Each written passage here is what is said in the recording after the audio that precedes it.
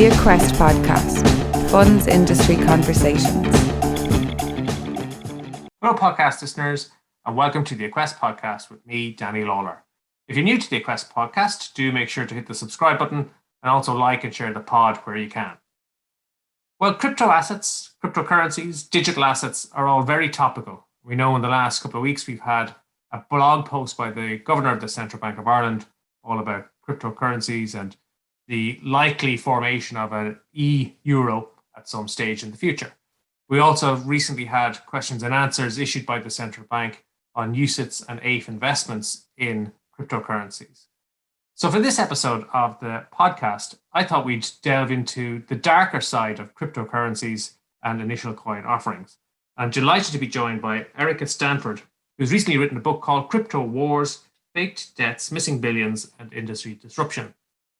So, as you can guess, the topic for this podcast is crypto scams. We chat about the anatomy of a crypto scam, so some of the common features that you tend to see across these scams. We have a look at some case studies, so some of the scams that Erica has recorded in the book. We talk about how you might identify one of these if they came across your desk. And then we wrap up by talking about whether Erica's experience being immersed in the world of crypto scams while writing the book has dampened her enthusiasm for the crypto world.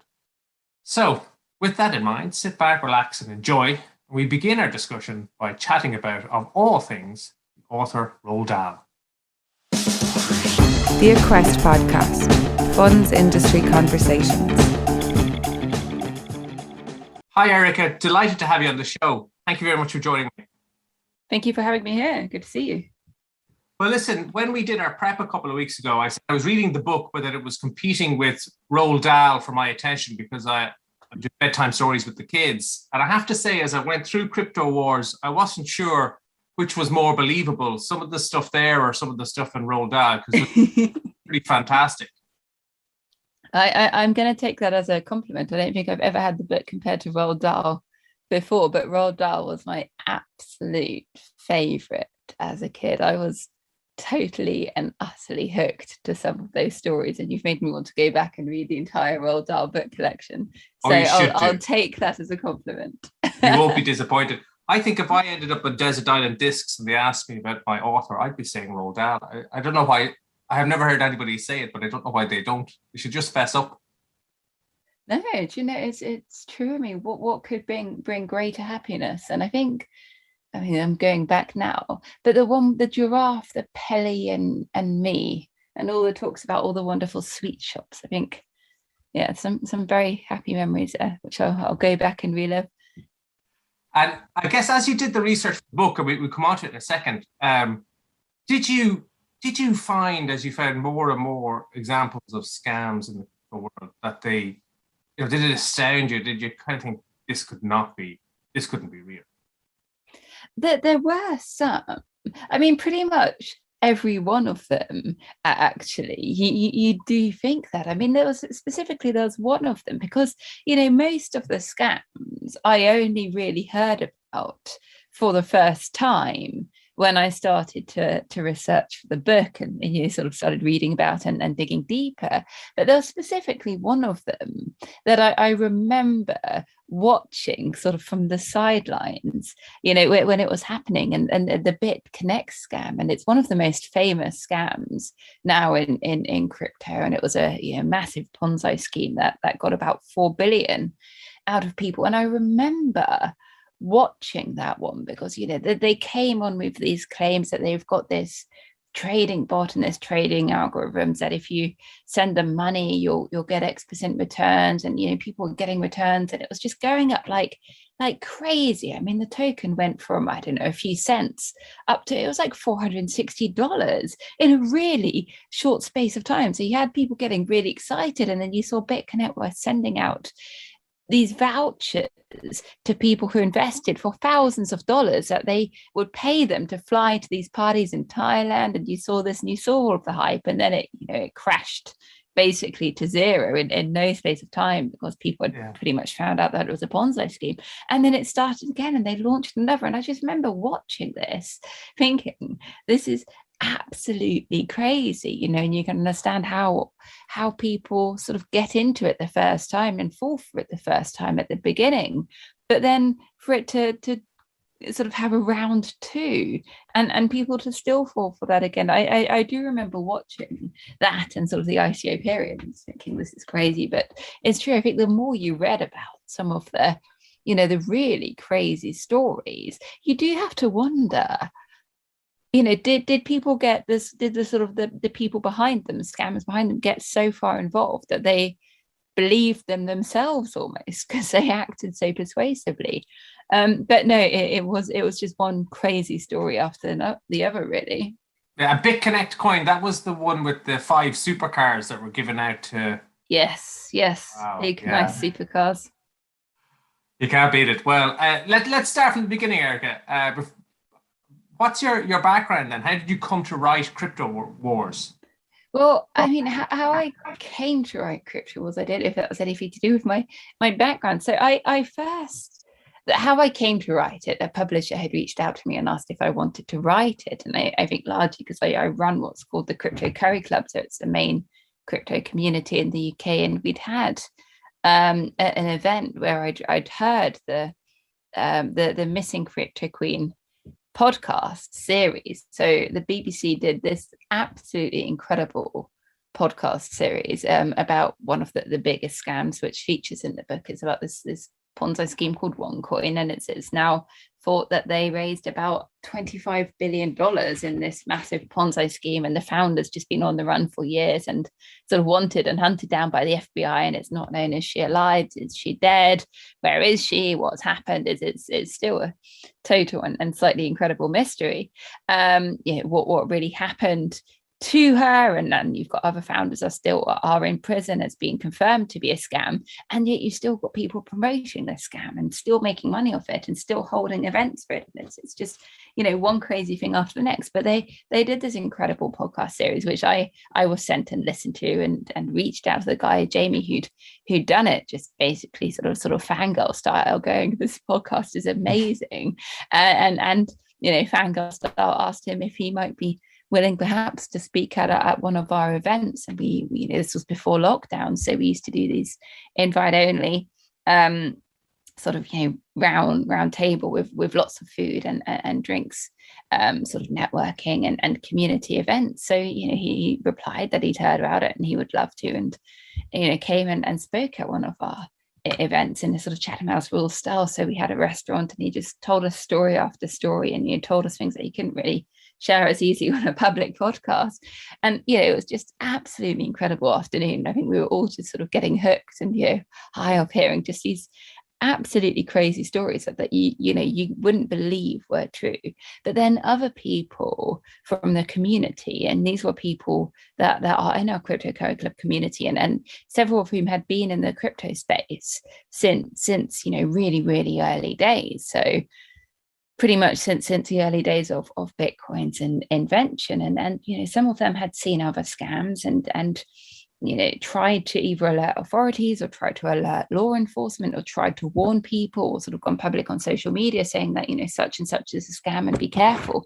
And some of them came from that event, came to me with their stories of things that they'd seen. And, you know, these absolutely crazy stories that they'd had death threats, they'd been threatened by organized crime gangs from, you know, different places around the world if they kept on, you know, being negative about this scam and so forth. So, you know, various of them had basically stopped doing anything like that and stopped being vocal about the scams because they just thought it wasn't sort of really worth it for their life. So, you know, just came forward with these really sort of crazy and slightly scary stories. So that had got me into researching a bit about the scams, and some of these people have brought me into these social media groups and chat groups that are run by these scams. So even today, you've got Facebook groups and social media groups that are either actively run by scams or run by their communities or run by their investors trying to get into them, and where you've got literally people scamming each other in front of your eyes, and you've got some of these are scam cryptocurrencies, and you've got people scamming each other out of these scam cryptocurrencies. I mean, it's just absolutely crazy. But I was just invited into these groups, so I was just sort of sat there in the background in these Facebook and social media groups, just sort of watching slightly incredulously. And so when the publisher reached out and asked if I wanted to do this book, I was like, yeah, this is a pretty interesting subject. Yeah. But so how I got into the crypto space, I'd heard about crypto through a friend who thought I'd be interested and should start looking into it a little bit. But I'd lived in, I think with many people, especially in the early days, the use cases of crypto in somewhere like, London, well, where I was based, probably weren't endless. But I'd lived in Buenos Aires during the economic crash and, seen sort of the effects of people protesting on the streets and banging pots and pans because they'd suddenly lost all their money and, not going anywhere near banks and storing, cash in physical safes in their houses because that was seen as being safer than banks, and traveled a lot around South America and Central America. I used to go there in my summer holidays as a student and sort of during university summer holidays, and been mugged enough times to have to rely on Western Union for a while, and where you're waiting 3 days for your money to arrive and you have to call people, kind people, in my case my lovely dad in England, to send you money, and it costs 14% each time. So I'd really sort of seen what happens in places or for people for whom the traditional banking system doesn't work. So as soon as I saw about crypto, I was like, well, this solves a lot of problems and would make a lot of things in life much easier. Absolutely. And so you got interested in crypto and led your way down to being asked to write Crypto Wars. How would you describe Crypto Wars? The subtitle is Fake Debts, Missing Billions, and Industry Disruption. And often the subtitles kind of overstate what's in the book, but this one doesn't. No, there were literal fake, presumed fake deaths. Still not proven. How would I describe Crypto Wars? Do you know that they asked me to write a book about the biggest hacks and scams in crypto, and it is that in short, it's every chapter is a different sort of story of a crazy hack or a crazy scam or a massive multi-billion-dollar Ponzi scheme, or just some of them are looking into some of the slightly crazier times in the crypto space when you had this massive ICO bubble and this massive boom, and people were creating these digital currencies just left, right, and center, and just some of them were making crazy amounts of money just printing money out of thin air, and other people were losing money, and it was just absolutely crazy time. So in short, it's a story of some of the sort of the crazier and darker stories of the crypto space. I think what I hope it is giving an overview of some of the sort of the crazier sides of the crypto space, and filling in some of the things that happened, but also looking into how some of the scams got so big, how they're still scamming people today, how they've managed to trick so many people, how they're still going on, how people are still falling for them, how they managed to sort of trick so many people into sort of spending and still continuing to spend billions and billions and billions of dollars on them. So it's a look at the marketing tricks they used, the persuasion they used, the tactics they used, and also just sort of the whole sort of peak and bubble of the market and how that got so big. So I hope it does explain some of that, how it all got so crazy, and really why people still fall for them, because scams are really good. I don't mean that sort of necessarily in a trying to be praising way, but in a way that they're very very effective. They've got a lot of money to spend on marketing. They're very persuasive, and they're really, really good at conning people out of their money.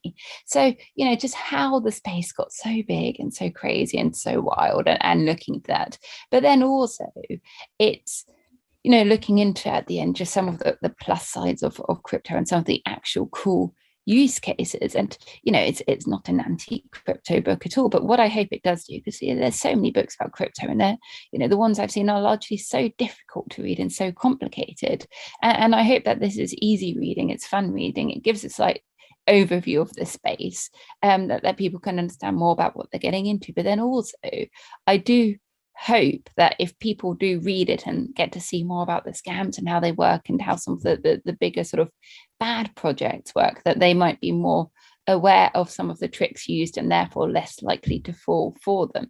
Yeah, as you said, these are sophisticated in a lot of instances. They're well put together for what they are, and obviously an end. So as you look across the various scams, what would you say are what's the anatomy of a crypto scam? Because there are common features that you see across the various scams that have been run.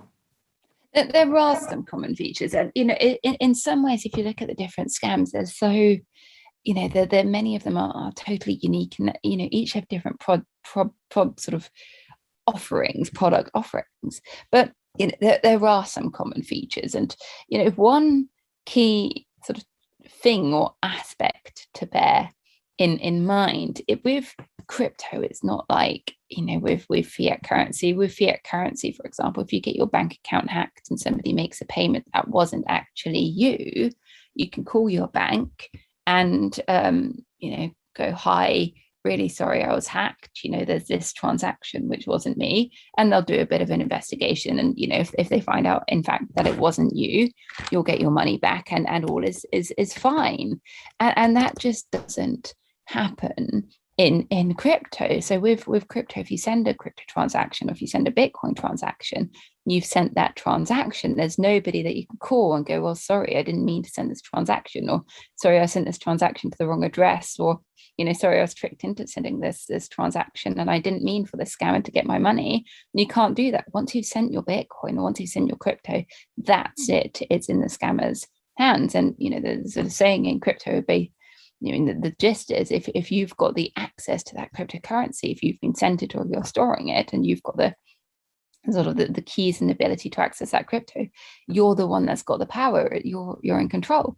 So the overwhelming trick with the crypto scams is scammers using all sorts of means and persuasive techniques to get people to part with their crypto, to send them their Bitcoin, because once they've got it, and they can basically do what they want. There are now freezing orders and so forth that can be put in place through law enforcement, but that's a lengthy process. But in general, that didn't really happen, especially in the last few years when the scams were at their in many ways at their peak. So you've got all of these scams basically using different persuasive techniques to get people to send them their Bitcoin. So it would be all of these tricks like promising, well, if you send us your Bitcoin, we've got this amazing trading algorithm, so we'll trade it for you and you'll get X% return back every day. Or we've got this mining equipment, so you don't have to mine your own Bitcoin, that's all difficult, so we'll mine it for you and we'll get you X% guaranteed profit back every day. Or we'll store your Bitcoin more safely for you, or we'll do this for you more cheaply for you, or we've got this new cryptocurrency that's going to, you'll get double the quantity or double in value or whatever it is. So send us your Bitcoin and we'll get you this new cryptocurrency that will make you rich quick, and that's better than Bitcoin, so you'll get rich really fast. So there's all of these claims that the scams used, basically trying to persuade people to send over their Bitcoin. And some of them would have really good looking websites, and because they're scams and they don't really care, they'd make all of these claims. They'd say, well, we're partnered with so and so, or we've got these companies are our customers, or we've got so and so on our team or on our advisory board, or we can give you a Visa, MasterCard, or a whatever it is card to be able to spend your money. And they made all of these claims and often would give reference to all of these companies that they were supposedly partnering with, or regulated by, or going to be listed on, or whatever, and it was utterly false. But because they're scams, they didn't really care. They were quite brazen at doing that.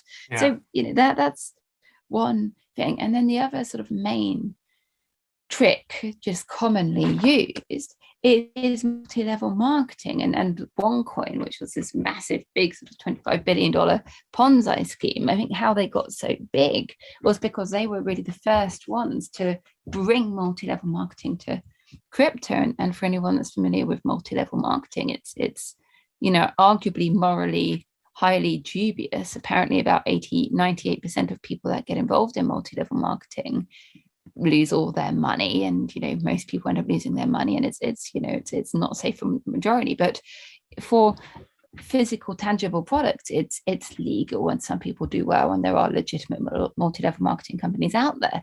But when you bring multi-level marketing to crypto, and where with the multi-level marketing, they basically got these sort of pyramid structures of commission schemes where they were paying out really, really high commissions to people for bringing somebody new in, and they weren't bringing somebody new in to buy a product or buy vitamins or whatever is traditional with multi-level marketing, but rather to buy in these packages of cryptocurrencies. So you're bringing people in and then getting paid a commission when they buy in, and they're buying these packages of what they think are these packages of coins that are just going to double in quantity or double in value or whatever it is.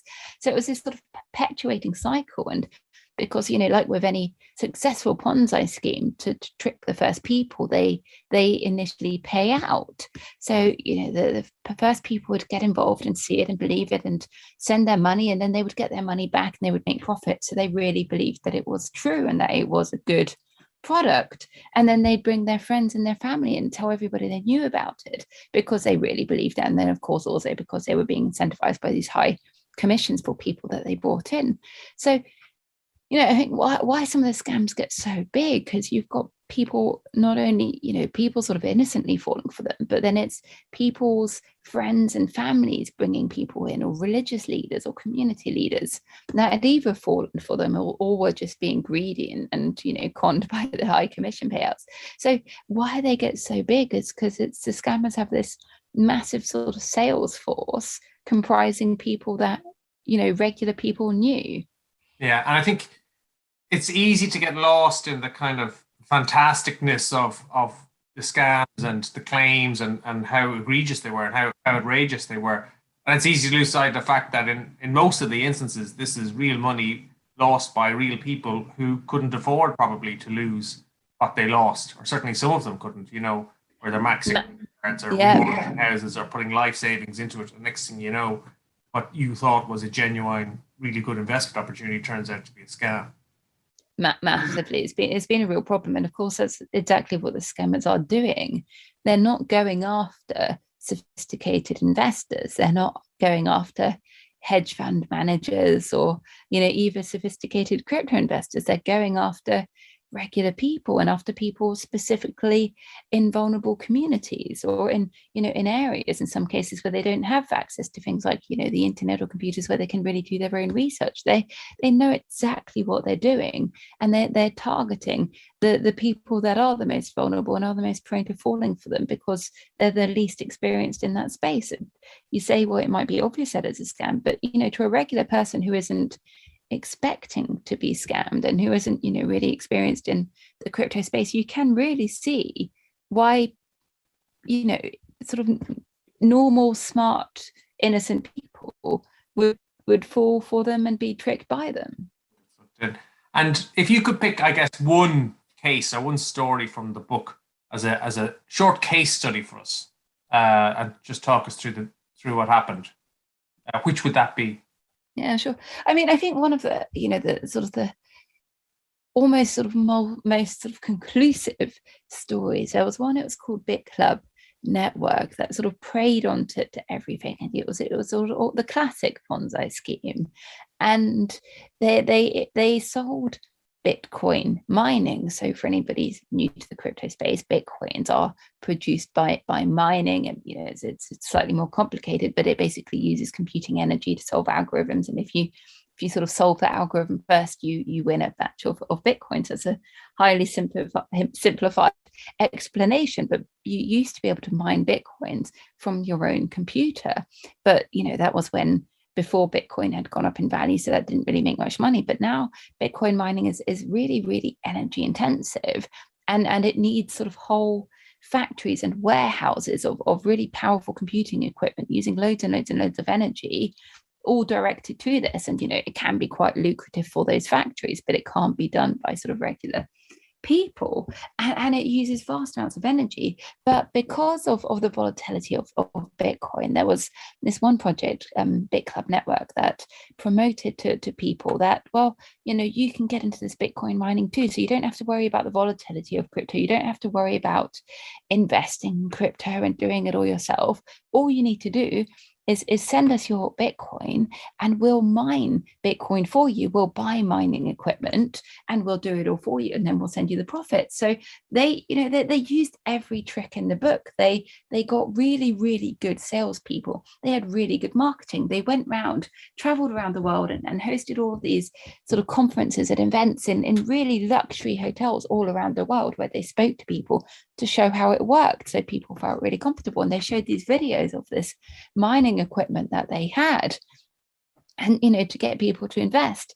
And in the end, they raised $722 million by persuading people that they've got this mining equipment, and if you just send them your money, that they'll mine Bitcoin for you, and that you'll get the profits, and and so on. And the whole thing was a total Ponzi scheme from the start, and they're now starting to arrest people for it. But only really started to unravel when people sort of from behind the scam started to leave and started to talk about it, maybe because they'd been involved before they knew it was a scam, or in the end they felt bad, or whatever it was.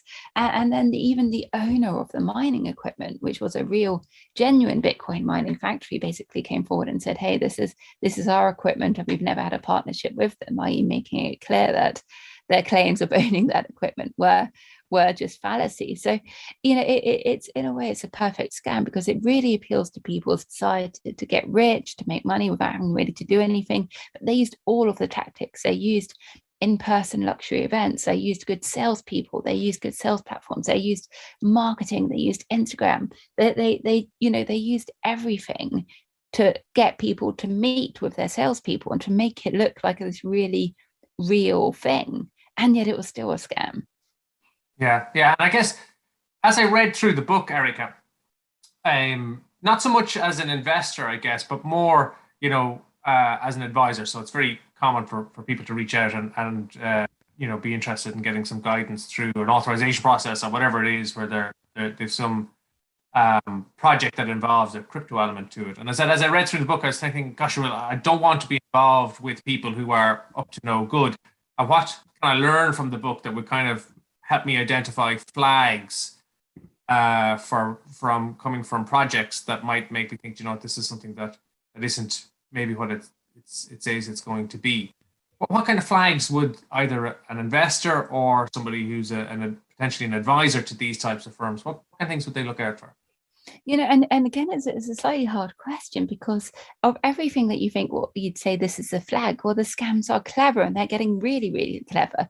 So they do whatever they can to copy real projects and to sort of copy marketing techniques used by real projects. So, for everything that you say this is a flag, somebody can come forward with an argument and say, well, this is a good thing, and this is what all these good projects use as well. So the scams know that, and then they use that to their advantage. But in general, there are some flags. So I would say with the multi-level marketing, any crypto, I think this is true for Forex projects and such investment projects also, any project that uses multi-level marketing to promote something to get rich quick, like, buy these crypto coins, or, buy into our trading algorithm, or we'll mine Bitcoin for you, or whatever it is.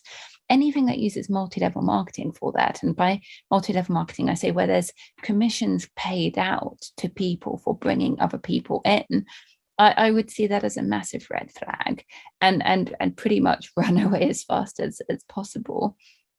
Because, if it's such a good investment project, they shouldn't need to pay such high commissions to get people to come in. If you look at sort of really good hedge funds, for example, they're not paying out a pyramid structure of commission payouts for every person that you bring in and that they bring in, and so forth, because if it's a really good thing, it should sell itself. So and also, multi-level marketing isn't legal when you're not selling a product. So it is hypothetically possible, maybe, that there is one day going to be a crypto project that uses multi-level marketing that is legal. I haven't seen one yet. So if there are high commissions paid out to get you to invest your money, I'd be very, very, very careful, because then you do have to wonder, why is this person so eager for me to invest or to send my Bitcoin? Is it just because they're being paid this high commission if I do so? So I'd be very, very careful for any commission payouts like that. And then also you've got projects that make these claims like, oh, if you invest in this, or if you send us your Bitcoin, you'll get a guaranteed return of, whatever it is, X% a month or X% a day.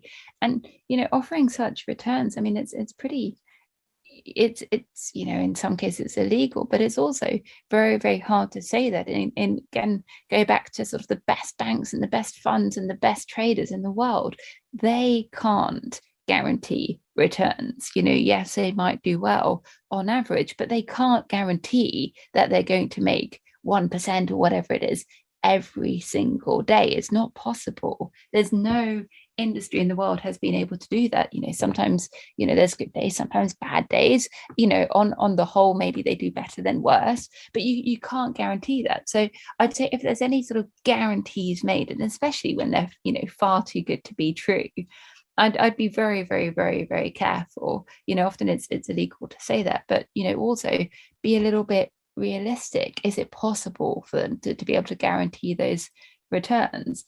So an element of skepticism. A high, I think I'd say a high element of skepticism. Yeah. Yeah. Sorry, I was going to say, sometimes you will see proposals where the fundamentals look sound, but there'll be an element where there's a use of a crypto or the issuance of a coin, a token, and you will look at it, the project, and you say, well, I don't really see what value add using crypto in this instance does, or issuing a coin does. You could do this project perfectly well with fiat currency, and it would be a lot more straightforward, and all of the systems are already in place, and the risk is less. I'd say that's true for most of the ICO projects. And is it then there's two ways to view it, I think. One is we want to do it this way because we believe in decentralization, and we believe in, having a currency that can't be manipulated by inflation and governments and banks and what have you. Or actually it's a way of, because we're issuing something that's not necessarily security, we get to not be subject to securities laws, and then aren't subject to, for example, all of the disclosure requirements, but also all the burdens of regulation and the costs that go with that. I think in most cases it's exactly that. And that there are some projects that are still working on bringing new cryptocurrencies and much new in that for various reasons, because they're really excited about the space, because they really believe in it, and there are some phenomenal advancements being made. So I'm not sort of talking about those projects, but I think specifically when you look at the cryptocurrencies that came out in the ICO period, and you still got a few sort of popping up today, although less. And by ICO period, I mean the main sort of ICO bubble, the initial coin offering bubble, that was largely 2016 to 2018.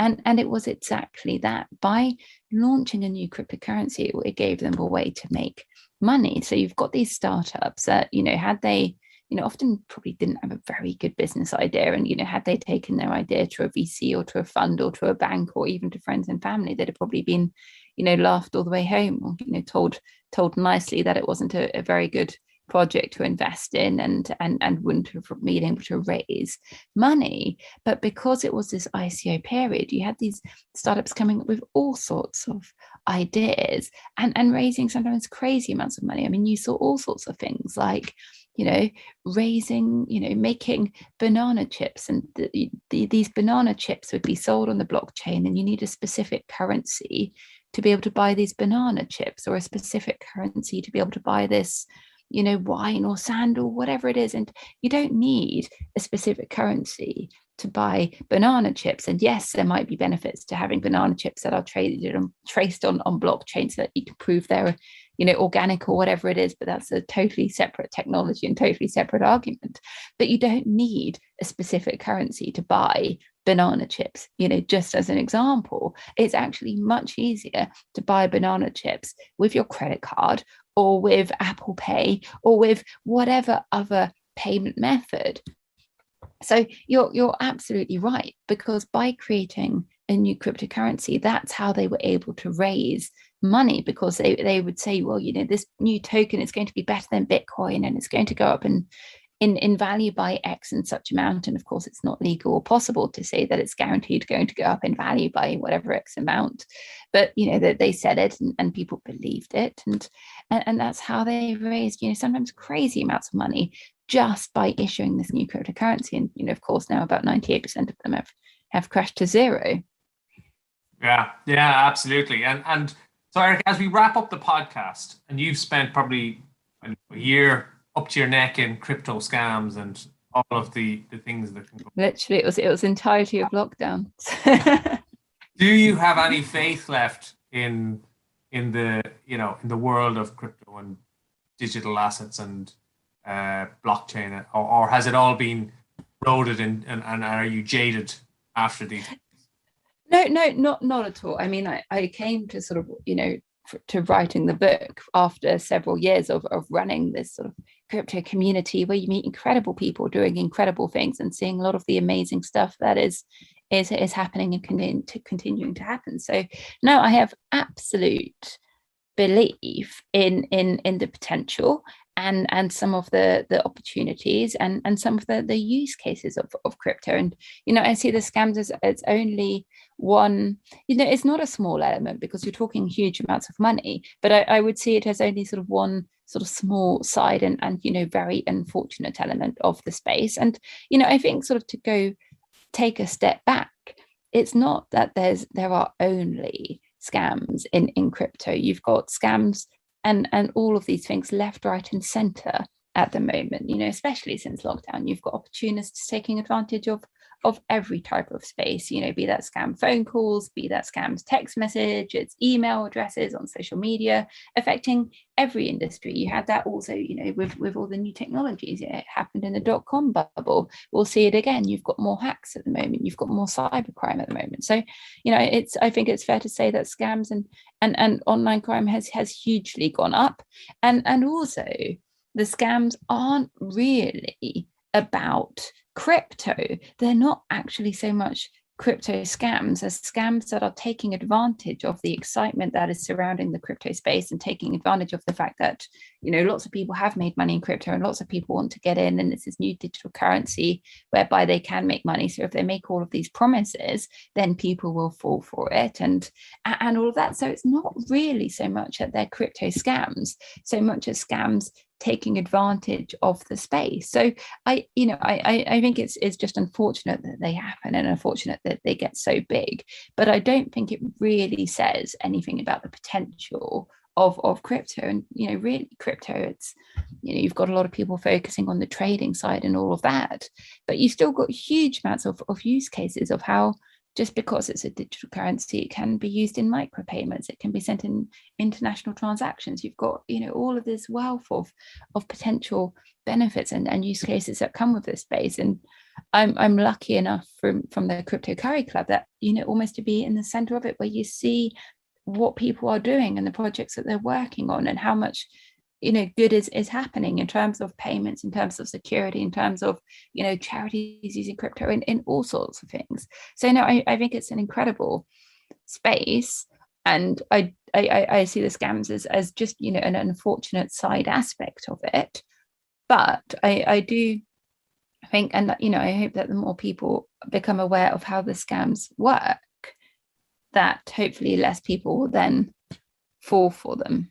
Get suckered in. I think, you would expect, as the sector and industry matures and becomes more subject to regulation, and people maybe get a bit savvier about it, that these scams are harder to execute and become less of a feature. But we shall wait and see. Erica, I want to wrap it up there. Firstly, a few plugs. Crypto Wars, Fake Debts, Missing Billions, and Industry Disruption is available now. I guess it's available everywhere, Erica. Google it. Yeah, it's Google it. It's available on Amazon, in all of the good bookstores. It's available directly from the publisher Kogan Page, and they're kindly doing a 20% discount. So Crypto Wars 20 if you buy it directly from the publisher, koganpage.com. So yeah, it's widely available on Google.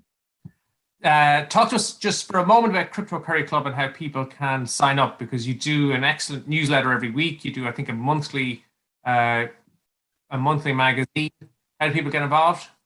Yeah, no, we do, and we currently host some virtual events. We did until lockdown, and hopefully we'll resume soon host in-person events as well for the community. So all of the information is at cryptocurryclub.com, so you can find that online or find us on LinkedIn or Twitter as well.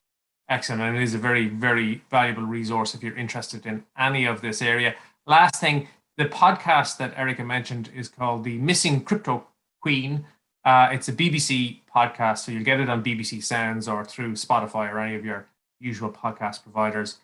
Let me wrap it up there. Erica, thank you so much for your time for the podcast. Really interesting to hear about how you put together the book and the various scams and war stories that you happened upon as you did it. So best of luck with it. And again, thank you very much for your time. Thank you so much for having me on.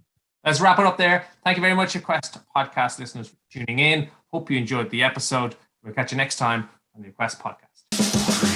The Aquest Podcast, Funds Industry Conversations.